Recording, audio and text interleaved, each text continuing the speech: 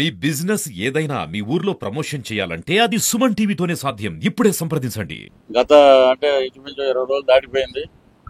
ఎక్కడికి వెళ్ళినా ఒకటే స్పందన. శ్రీకాకుళం నుంచి శ్రీకాళహస్తి వరకు కూటమి అభ్యర్థుల్ని మేము గెలిపించుకుంటాం, జనసేన పార్టీకి మద్దతు ఇస్తాం, అద్భుతంగా ఈసారి పవన్ కళ్యాణ్ గారిని అసెంబ్లీలోకి తీసుకెళ్లి కూర్చోబెడతాం. ఎక్కడికి వెళ్ళినా అదే మార్పు. జనం ఒక నియోజకవర్గం నుంచి ఇంకో నియోజకవర్గానికి వెళ్తుంటే వాళ్ళ ఆనందంతో చప్పట్లు కొడుతూ కేరింతలు కొడుతూ సినిమా వాడు ఒక రాజకీయవేత్త అయినందుకు మేము చాలా గర్వపడుతున్నాం అంటున్నారు అన్నమాట ప్రజలందరూ. ఇవి ముద్రగడ్డ మాట్లాడే మాటలు మీరు వినే ఉంటారు. పిఠాపురంలో వచ్చి కూర్చుంటాడంట. మేము ఉన్న ఫస్ట్ పేజీలో 3 రోజులు పిఠాపురం చేసాం. ఎక్కడ కూర్చున్నాడో మాకు తెలియదు. ఒకవేళ ఏమైనా గుడిమెట్ల దగ్గర ఏమైనా కూర్చున్నాడేమో అడుక్కునే వాళ్ళతో పాటు మాకు తెలియదు. కానీ మేము పిఠాపురంలో కూర్చుంటాం, పవన్ కళ్యాణ్ ఓటింగ్ చేస్తాం. ఏం చేశాడు పాపం పవన్ కళ్యాణ్? మీరు రెడ్డి సంకనాగుతున్నావు వెళ్ళి. నేను గతంలో కూడా ఇలే మాట మాట్లాడా. నువ్వేదో కాపు నాయకుడు, మేము ఇక్కడే భీమవరం అది పక్కన తాడేపల్లిగూడెంలోనే పుట్టింది, డిగ్రీ వరకు ఇక్కడే చదివాం. మరి నువ్వు అప్పట్లో మేము ఏమనుకున్నామంటే కాపు నాయకుడు యూనివర్సిటీలో ఉన్నప్పుడు ఆ కిర్లంపూడి పక్కన ఒక కాపు నాయకుడు ఉన్నాడు అనే ధనం పెట్టేవాళ్ళం దూరం నుంచి. బా జాతికి ఏం బ్రహ్మాండం చేశాడు రా అది ఇది అని అనుకునేవాడు. అదంతా ఉత్తదే అని తెలిసింది. అదేంటంటే ఆయన ఒక కలరింగ్ కోసం ఉంటాడు, బ్రహ్మానందం ఉంటాడు. ఆడు ఉన్నప్పుడే ఎక్స్ప్రెషన్ ఇవ్వాలరా, లేనప్పుడు ఇవ్వకూడదు. అలాగా ఎక్స్ప్రెషన్ ఇస్తాడనమాట. మేమేంటంటే మొలతాడు కట్టినోడు లాగు లేనోడు కూడా రాజకీయాల గురించి మాట్లాడాడంటే నీ పెద్దరికం ఏంటి? మా ఊర్లో తాడేపల్లిగూడెంలో చక్కెరకేళి అరటిపళ్ళు చేసే వ్యాపారస్తులు కూడా వాళ్ళు ఏంటంటే ఎవరినైనా పిలిచినా పలకరించినా మర్యాదగా ఏమైనా బాగున్నావు అని అడుగుతారు. కానీ ఇతను కాపు నాయకుడు అని ఒక ట్యాగ్ పెట్టుకున్నాడు అనమాట. ఏమి కాపులు చేసింది ఏమి లేదు. సరే, కాపు కులం మీద నువ్వు అంత ఓ అని పోరాడుతున్నావు. వైసీపీలో ఉన్న కాపులు కూడా ఒకటే మాట చెప్తున్నావు. కాపు కులం అనేది ఒక రైలు లాంటిది. ఆ రైల్లో నింపటానికి ప్రయత్నించాలి కానీ ఎక్కినోడినందరినీ తోసేయటం. ఎప్పుడు మన బ్రతుకులు ఆర్ఏసీ అని, ఎక్కడ మన కన్ఫర్మ్ సీట్ ఎక్కడ ఉండదు, ఆర్ఏసీ లాగా. నీకు సిగ్గుందా ముద్రగడ్డ? నువ్వేంటంటే పేరు మార్చుకుంటూ పోరు నాయన. నువ్వు ఇప్పుడు పేరు మారితే పిఠాపురానికి వీళ్ళందరినీ ఎక్కడితే మా సోదరులందరినీ పట్టుకురావాలి. భీమవరం నుంచి చక్కెరకేళి అరటిపళ్ళు వేసుకురావాలి. బారసాలు అంటే మాటల మామూలుగా ఉంటుంది బారసాలకి. ఇప్పుడు తెలుగుదేశం నాయకులందరినీ మెప్పించాలి. మేమేమో గెలిచిన మాటలో ఉన్నావు, మళ్ళీ నువ్వు పేరు మార్చుకుంటానంటావు. ఓడిపోయినా కూడా నువ్వేంటంటే నువ్వు ఆల్రెడీ ఓడిపోయావు. నీకు ఏం పెట్టారు? రెడ్డి కాపని పెట్టే. నేనే పెట్టా ఫస్ట్. నేను బ్రాహ్మణం కాకపోయినా మంత్రాలు రాకపోయినా రెడ్డి కాపని నేను దీవించేసాం. దానికి బారసాలు చేయాలి. మా నాయకులందరినీ ఒప్పిస్తాం. ఎందుకంటే మేము గవర్నమెంట్ ఫామ్ చేసిన ఆనందంలో ఉంటాం. నువ్వేమో బారసాలని ఏడుస్తున్నావు. సరే, నువ్వు ఓడిపోతున్నావు కాబట్టి నీకేదో బారసాలు అంతా చేసి ఉప్మాలో ఈసారి జీడిపప్పులు వేసి మేము పంపిస్తాం నీకు. మొలతాడు కూడా రెడీగా ఉందండి, వెండి మొలతాడు. ఒక నేమ్ బోర్డు రెడ్డి కాపు. ఎందుకంటే నువ్వు ద్వారంపూడి చంద్రశేఖర్ రెడ్డి ఊడిగం చేసి ఒక పాలేరు నువ్వు. అలాగే జగన్మోహన్ రెడ్డి సంగతి నీకేం తెలిసే? నీకు అక్కడ మాకు తెలుసు. 10 ఏళ్ళ దిక్కుమాలతో కాపురం చేసాం కాబట్టి మాకు తెలుసు అక్కడ ఏం జరుగుతుంది ఏంటంటే నువ్వు కనపడినప్పుడు నీకు కండవా వేస్తాడు ఇలాగ, తర్వాత కనపడవు. నీ బతుకు ఏంటంటే టోల్ గేట్ దగ్గర కూర్చుంటారు. వాళ్ళకన్నా కొంచెం గౌరవం ఉంటుంది. నాది ఎక్స్పైర్ అయిపోయిందంటే తర్వాత రేపు పట్టండి సార్ అంటాడు, వెళ్ళిపోద్ది బండి. నీకు అది కూడా రాదు. నీకు టికెట్లు కొట్టుకునే ఉద్యోగం కూడా ఎవడు నీకు. సో ఈ కాపులు అన్నప్పుడు ఒక యువ నాయకుడు వచ్చాడు, వంగవీటి మోహన్ రంగ గారు. అప్పట్లో మరి కాపు నాయకుడు అని ఒక స్టిక్కర్ పెట్టారు. ఆయన కాపు కులం నుంచి వచ్చిన వాడే. మరి బడుగు బలహీన వర్గాలకి, అన్ని కులాలకి, మతాలకి, కుల మతాలకు అతీతంగా అందరికీ ఆయన సేవలు అందించాడు. పేద ప్రజల కోసం పాటుపడి చనిపోయాడు అతను. అప్పుడు అతను కాపాడుకోలేకపోయాం. ఈ రోజు నీకు సిగ్గుందా ముద్రగడ్డ? నీ చుట్టుపక్కల ఎవడో 4 కద్దరు షర్ట్లు వేసుకుని కూర్చోబెడతావు.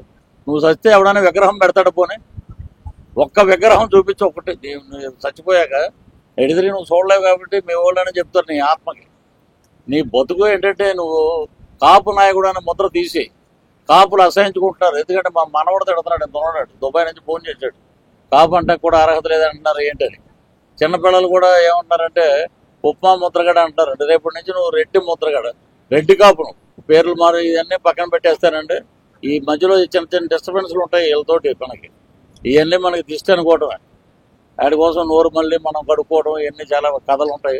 ఎందుకంటే ఎక్కడికి వెళ్ళినా కూటమి అభ్యర్థులకి, తెలుగుదేశం, జనసేన, బీజేపీ అభ్యర్థులకి అఖండమైన మెజార్టీ ఇస్తాం. సంక్షేమం దిశగా మేము ప్రయాణం చేస్తున్నాం. చంద్రబాబు నాయుడు గారు రిలీజ్ చేసిన మేనిఫెస్టో కూడా చాలా అద్భుతంగా ఉంది.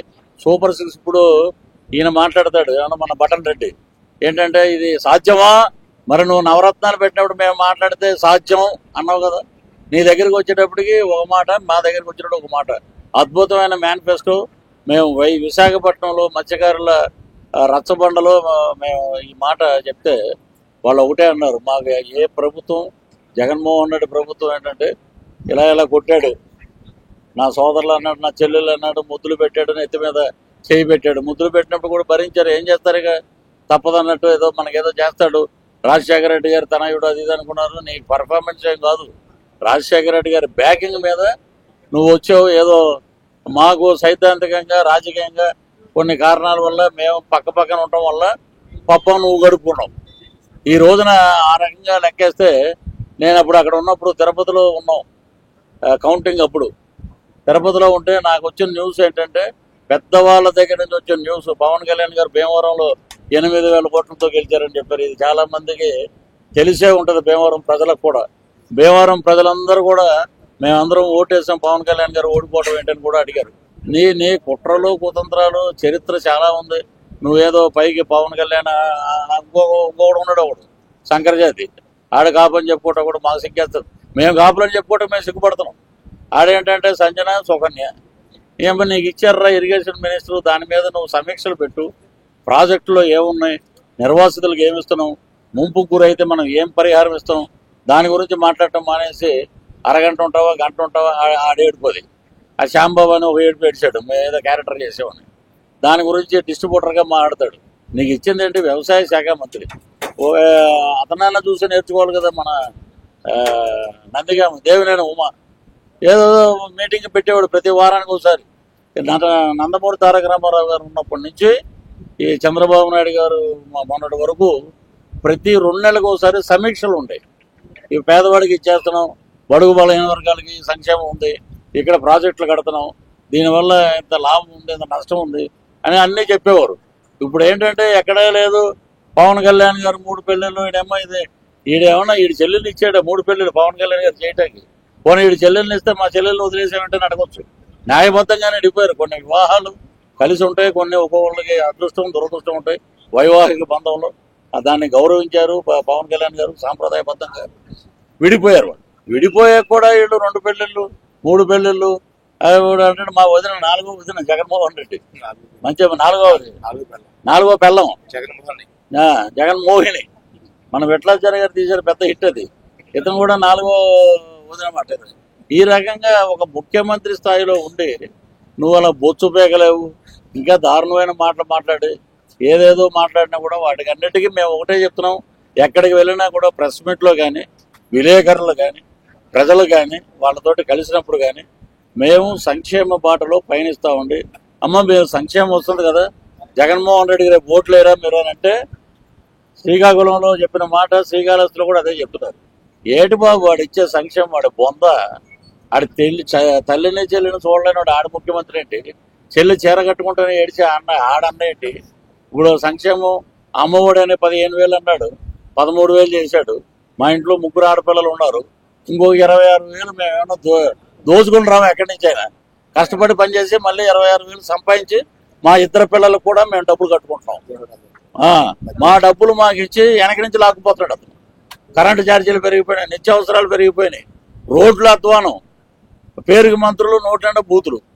వాడు ఏం మాట్లాడతాడో తెలియదు.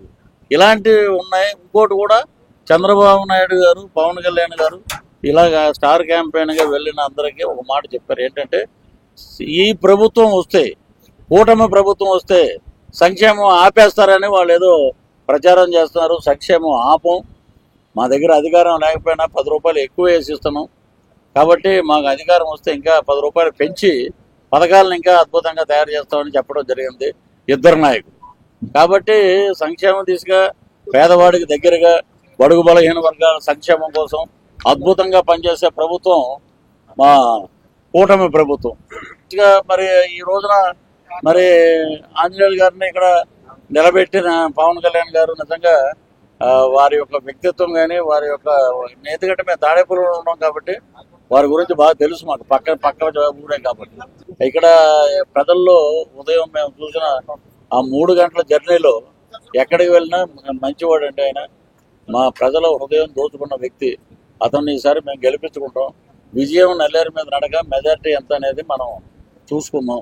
ఆయన గెలుపు ఖాయం అని చెప్పడం జరిగింది.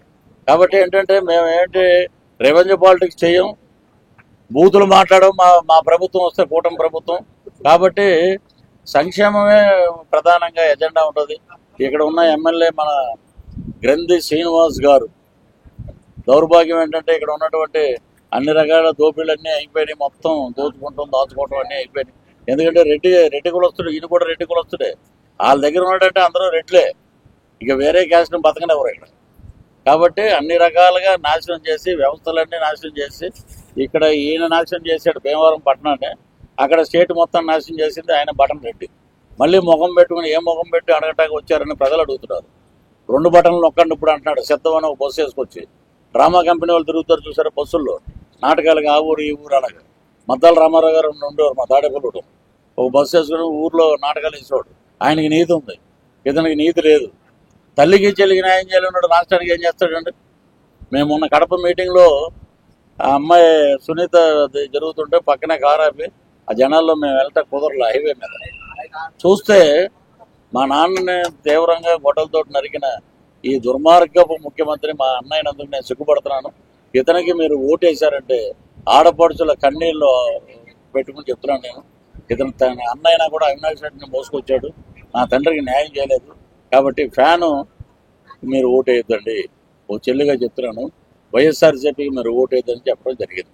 కాబట్టి నేను కూడా ల్యాండ్ టైటిలింగ్ యాక్ట్ అని ఒక యాడ్ చేసాం, మొన్న మంచి వచ్చింది.